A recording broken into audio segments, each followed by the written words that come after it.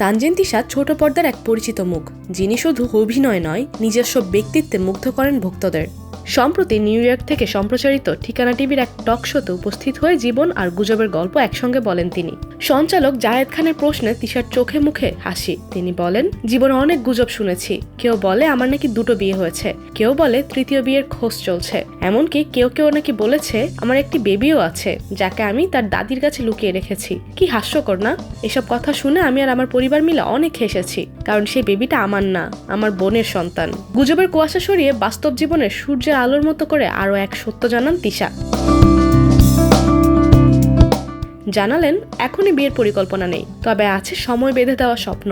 আমি ঠিক করেছি বিয়ের জন্য আর 5 বছর সময় নিব, তারপর সংসার করব, মা হব। কারণ ব্যক্তিগত জীবন যেমন গুরুত্বপূর্ণ, তেমনি পেশাগত জীবনও। এই দুটোকে আলাদা করে দেখার সুযোগ নেই, লুকানোরও কিছু নেই। নিউ ইয়র্ক সফরের সময় সামাজিক মাধ্যমে ছড়িয়ে পড়া তিশার কিছু ছবি নিয়ে শুরু হয় ভক্তদের নানা জল্পনা কল্পনা। কেউ বলছে হয়তো বিয়ে করে ফেলেছেন, কেউ বলছে মা হয়ে গেছেন, অথচ সবটাই ছিল নিছক ভ্রান্তি, অপূর্বর গুজব। তবে এসবের বাইরেও পেশাগত জীবনে তিশা এখন ভীষণ ব্যস্ত। বিকি জাহেদের পরিচালনায় খোয়াবনামা নাটকে কাজ করছেন তিনি, যেখানে তার সঙ্গে আছেন তৌসিফ মাহবুব।